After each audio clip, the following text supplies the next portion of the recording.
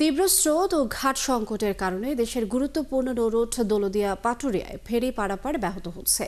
এতে ঘাট এলাকায় তৈরি হচ্ছে দীর্ঘ যানজট। ঘাটের 0 পয়েন্ট থেকে দৌলতদিয়া পেট্রোল পাম্প পর্যন্ত অন্তত 1.5 কিলোমিটার এলাকায় দুই সারিতে আটকে থাকছে কয়েকশো যানবাহন। এতে প্রতিদিনই বিপাকে পড়ছেন যাত্রী ও পরিবহন সংশ্লিষ্টরা। বিআইডব্লিউটিসি দৌলতদিয়া ফেরিঘাটের ব্যবস্থাপক মোহাম্মদ সালাউদ্দিন বলেন, দৌলতদিয়া প্রান্তে থাকা 7টি ঘাটের মধ্যে 4টি ঘাট বন্ধ রয়েছে দীর্ঘদিন ধরে।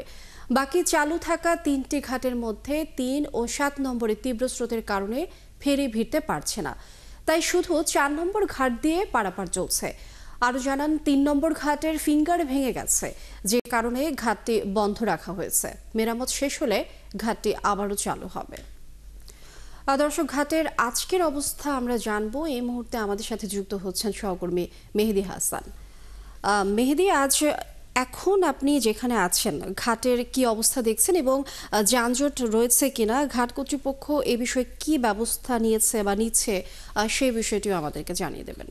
আমি আপনাকে একটু দৌলতদিয়া ঘাট সম্পর্কে যদি একটু জানাই। এই দৌলতদিয়া ঘাট প্রান্তে 7টি ঘাট রয়েছে। সেই 7টি ঘাটের তত্ত্বাবধান করে কিন্তু বিআইডব্লিউটিএ কর্তৃপক্ষ।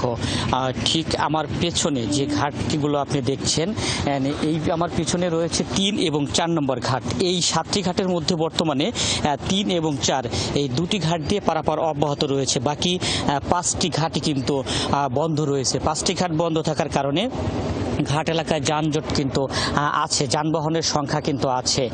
দৌলতদিয়া ঘাটে যে 7টি ঘাট রয়েছে, এর মধ্যে 1 এবং 2 নম্বর ঘাট, এই ঘাট দুটি বন্ধ রয়েছে দীর্ঘদিন যাবৎ, এবং 5 এবং 6 এই ঘাট দুটি বন্ধ রয়েছে গত 3 বছর যাবৎ। 7 নম্বর ঘাট, 4 নম্বর ঘাট এবং 3 নম্বর ঘাট, এই 3টি ঘাট দিয়েই মূলত পারাপার চলে আসছিল। যেহেতু নদীতে পানি বৃদ্ধি পেয়েছে, নদীতে তীব্র স্রোত দেখা দিয়েছে, এই তীব্র স্রোতের কারণে 7 নম্বর ঘাটটি কিন্তু 2 দিন যাবৎ বন্ধ। আপনি ক্যামেরায় এখন যে ঘাটটি দেখছেন, এটি 5 নম্বর ঘাট, এই ঘাটটিও কিন্তু বন্ধ, এবং এর পাশে থাকা যে 6 নম্বর ঘাট, আর সেই ঘাটটিও বন্ধ রয়েছে। এই যে ঘাটের 7টি ঘাটের মধ্যে 5টি ঘাটই বন্ধ থাকার কারণে যেটির ফলাফল আমরা দেখেছি যে ঘাট এলাকায় যানবাহনের যে লম্বা সারি, সেটি কিন্তু তৈরি হচ্ছে। বেলা বাড়লে যানবাহনের সারি বাড়ে।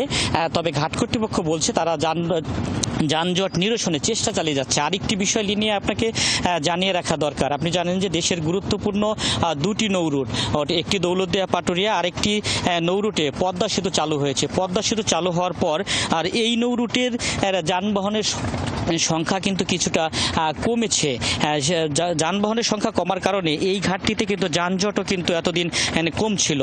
আপনি জানেন যে ফরিদপুরের ভাঙায় চলমান যে একটি অসন্তোষ বিরাজ করছে, সংসদীয় আসনের সীমানা পুনর্নির্ধারণ নিয়ে যে আন্দোলন সংগ্রাম চলছে, সেই কারণেই কিন্তু ফরিদপুর, ঝিনাইদহ, মাগুরা সহ বেশ কয়েকটি জেলার যানবাহন এই দৌলতদিয়া পাটুরিয়া নৌরুট ব্যবহার করছে, যে কারণে আমরা দেখেছি গতকাল সকাল থেকেই ঘাট এলাকায় যানবাহনের দীর্ঘ সারি তৈরি হয়, এবং বিকালের দিকে এসে সেই যানবাহনের সারিটি কিন্তু 1.5 থেকে 2 কিলোমিটার এলাকা ছাড়িয়ে যায়। তার প্রভাব কিন্তু ঘাট এলাকায় এখনও রয়েছে। তবে আমি আজকে সকালেও বিআইডব্লিউটিসির যিনি ম্যানেজার রয়েছেন তার সাথে কথা বলেছি।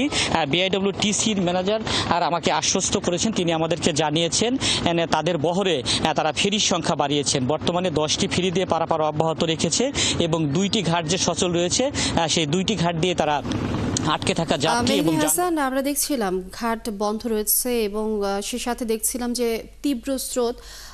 আপনি থাকুন আমাদের সঙ্গে, আমরা পরবর্তী সংবাদ সংযোগে নিশ্চয়ই আরো তথ্য আপনার কাছ থেকে জানতে পারবো।